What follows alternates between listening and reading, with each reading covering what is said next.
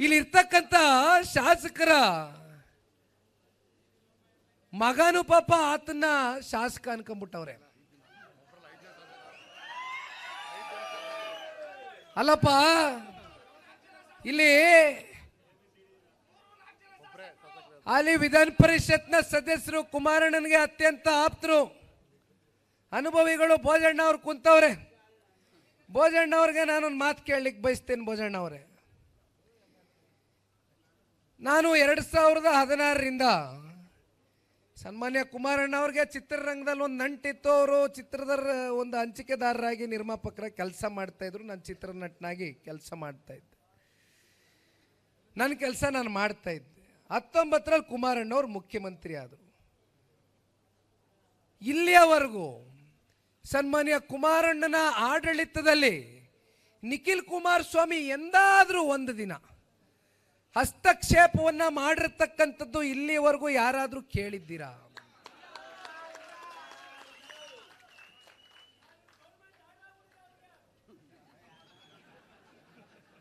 ಇವತ್ತಿಗೂ ಕೂಡ ಇಲ್ಲಿ ಸಾಕಷ್ಟು VSIL ಕಾರ್ಖಾನೆ ವಿಚಾರಕ್ಕೆ ಸಂಬಂಧಪಟ್ಟಂತೆ ಸಾಕಷ್ಟು ಅರ್ಜಿಗಳು ನನ್ನ ಕೈಗೆ ಕೊಟ್ರಿ.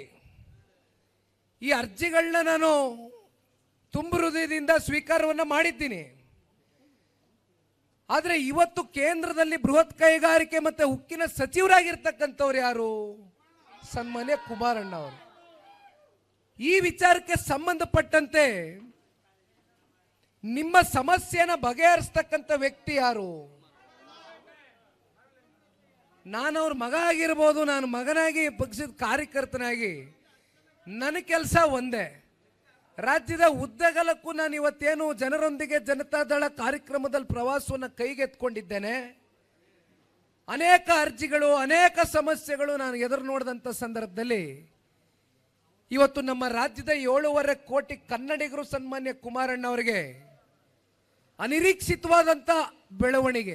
ಸಂಸತ್ ಚುನಾವಣೆಗೆ ಕುಮಾರಣ್ಣ ಅವರು ನಿಲ್ಲಬೇಕು ಅಂತ ಇರಲಿಲ್ಲ. ಯಾತಕ್ಕೋಸ್ಕರ ಕುಮಾರಣ್ಣ ಅವರು ವಿಧಾನಸಭೆಯಲ್ಲೇ ಉಳ್ಕಬೇಕು ಅಂತಕ್ಕಂಥದ್ದು ಬಹುತೇಕರ 100ಕ್ಕೆ 100ರಷ್ಟು ಭಾವನೆಗಳು ವ್ಯಕ್ತ ಆಯಿತು. ಅಂದರೆ ಇವತ್ತು ಕರ್ನಾಟಕ ರಾಜ್ಯದಲ್ಲಿ ಸರ್ಕಾರ ಯಾವ ರೀತಿ ಅಧೋಗತಿಗೆ, ಇವತ್ತು ನಮ್ಮ ರಾಜ್ಯದ ಖಜಾನೆ 4.5 ಲಕ್ಷ ದೊಡ್ಡ ಪ್ರಮಾಣದ ಬಡ್ಜೆಟ್ ಬೆಂತಟ್ಕತಾರೆ ಮಾನ್ಯ ಮುಖ್ಯಮಂತ್ರಿಗಳು. 4.5 ಲಕ್ಷದ ದೊಡ್ಡ ಪ್ರಮಾಣದ ಬಡ್ಜೆಟ್ ಕೊಟ್ಬಿಟ್ಟಿದ್ದೀನಿ. ಕೊಟ್ಟಿದ್ದೀರಾ ಇಲ್ಲ ಅಂತ ಹೇಳಿದ್ಯಾರು? ಆ ಖಜಾನೆ ತುಂಬಿಸಿದ ಪುಣ್ಯಾತ್ಮರು ಯಾರಪ್ಪ? 7.5 ಕೋಟಿ ಕನ್ನಡಿಗರು ಕೊಂಡಣ. ನೀವೇನೋ 4.5 ಲಕ್ಷ ದೊಡ್ಡ ಪ್ರಮಾಣದ ಬಡ್ಜೆಟ್ ಕೊಟ್ಟಿದ್ದೀರಿ, ಆದರೆ ಸಾಲ ಎಷ್ಟು ತಗೊಂಡಿದ್ದೀರಿ? ಕಳೆದ 2 ವರ್ಷದಿಂದ ಸಾಲ ಎಷ್ಟು ಮಾಡಿದ್ದೀರಿ? ಪ್ರತಿಯೊಬ್ಬ ಕನ್ನಡಿಗನ ಹೆಗಲ ಮೇಲೆ ಇವತ್ತು ಎಷ್ಟು ಭಾರವನ್ನು ಹೊರಿಸಿದ್ದೀರಿ ಮಾನ್ಯ ಮುಖ್ಯಮಂತ್ರಿಗಳೇ? ಅದ್ರ ಬಗ್ಗೆ ಪ್ರಸ್ತಾವನೆ ಮಾಡಬೇಕಲ್ವಾ? ಬರೀ 4.5 ಲಕ್ಷ ಕೋಟಿ ಬಡ್ಜೆಟ್ ಕೊಟ್ಬಿಟ್ಟಿದ್ದೀನಿ ಅಂತ ಬೆನ್ನು ತಟ್ಕೊಂಡ್ರೆ ಆಗೋದಿಲ್ಲ. ಜನ ನೆಮ್ಮದಿಯಾಗಿ ಬಾಳ್ತಾ ಇದ್ದಾರಾ? ಕರ್ನಾಟಕ ರಾಜ್ಯ ಹಿಂದೆ ಸನ್ಮಾನ್ಯ ಕುಮಾರಣ್ಣ ಅವರು ಮುಖ್ಯಮಂತ್ರಿಗಳಾದಂಥ ಸಂದರ್ಭದಲ್ಲಿ ಯಾವ ರೀತಿ ಸಮೃದ್ಧವಾಗಿ ನಾಡು ಅಭಿವೃದ್ಧಿಯ ದಿಕ್ಕಿನ ಕಡೆಗೆ ಸಾಗ್ತಾ ಇತ್ತು, ಇವತ್ತು ಆ ಪರಿಸ್ಥಿತಿ ಇದೆಯಾ ನಮ್ಮ ಕರ್ನಾಟಕ ರಾಜ್ಯದಲ್ಲಿ? ಮಾಡ್ತೀರಾ? ಮೊನ್ನೆ ದೊಡ್ಡ ಸಾಧನ ಸಮಾವೇಶ ಅಂತ ನಿಮಗೆ ನೀವು ಬೆನ್ನು ತಟ್ಕೊಂಡು 2 ವರ್ಷ ಪೂರೈಸ್ಬಿಟ್ಟಿದ್ದೀವಿ. ದೊಡ್ಡ ಗನಂದಾರಿ ಸರ್ಕಾರ ಕೊಟ್ಬಿಟ್ಟಿದ್ದೀವಿ, ಯಾರು ಕೊಡದೇ ಇರೋದನ್ನ ಅಂತ ಹೇಳ್ತೀರಿ. ಅಲ್ಲೆಲ್ಲೋ ಬರ್ತೀರಿ ಮಹದೇಶ್ವರನ ಬೆಟ್ಟದಲ್ಲಿ, ಅಲ್ಯಾವುದೋ ಸಚಿವ ಸಂಪುಟ ಕರಿತೀರಿ, 3,500 ಕೋಟಿ ಅಲ್ಲಿ ಕೊಡ್ತೀವಿ ಅಂತ ಘೋಷಣೆ ಮಾಡ್ತೀರಿ, ಹೋಗ್ತೀರಿ. ಮತ್ತೆ ನಂದಿ ಬೆಟ್ಟಕ್ಕೆ ಹೋಯ್ತೀರಿ, ಮತ್ತೆ 4,000 ಕೋಟಿ ಅಲ್ಲಿ ಘೋಷಣೆ ಮಾಡಿ ಹೋಯ್ತೀರಿ. ಮತ್ತಲ್ಲೆಲ್ಲೋ ನಮ್ಮ ರಾಯಚೂರಲ್ಲ, ನಮ್ಮ ಇಂಡಿ, ಬಿಜಾಪುರ, ವಿಜಯಪುರ ಜಿಲ್ಲೆಗೆ ಬರ್ತೀರಿ, ಅಲ್ಲಿ 4,500 ಕೋಟಿ ಘೋಷಣೆ ಮಾಡಿ ಹೋಗ್ತೀರಿ. ಈಗ ಹೊಸದಾಗೆ ಮಾಧ್ಯಮದಲ್ಲಿ ಒಂದು ಚರ್ಚೆ, ಕಾಂಗ್ರೆಸ್ನವ್ರಿಗೆ ಮಾತ್ರ ವಿಶೇಷವಾದಂಥ ಅನುದಾನ 50 ಕೋಟಿ ರೂಪಾಯಿ ಕೊಟ್ಟಿದ್ದಾರೆ ಅಂತ. 2 ವರ್ಷ ಆದಮೇಲೆ ನನಗೆ ಒಂದೊಂದ್ಸಲಿ ನಿಖಿಲ್ ಕುಮಾರಸ್ವಾಮಿಗೆ ಒಬ್ಬನೇ ಅಲ್ಲ, ಬಹುಶಃ ಈ ಅನುಮಾನ ಕಾಡ್ತಾ ಇರೋದು ರಾಜ್ಯದ 7.25 ಕೋಟಿ ಕನ್ನಡಿಗರ ಮನಸ್ಸಲ್ಲೂ ಈ ಅನುಮಾನ ಇದೆ ಅಂತಕ್ಕಂಥದ್ದು ನಾನು ಭಾವಿಸಿದ್ದೀನಿ.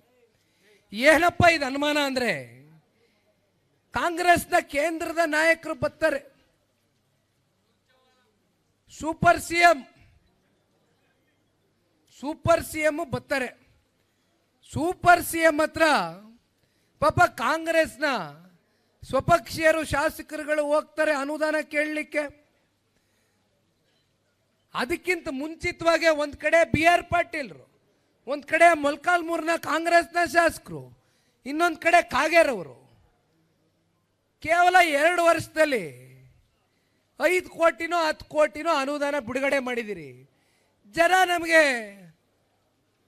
ಕಾಂಗ್ರೆಸ್ ಮಕ ನೋಡಿ ಓಟ್ ಹಾಕ್ಬಿಟ್ಟವ್ರೆ, ಗೆಲ್ಸವ್ರೆ. ನೀವೆಂಥದೋ ಪಾಪ ಗ್ಯಾರಂಟಿ ಕೊಡ್ತೀನಿ ಅಂತ ಹೇಳಿದಿರಿ, ಜನ ನಂಬಿ ನಮ್ಗೆ ಆಶೀರ್ವಾದ ಮಾಡವ್ರೆ.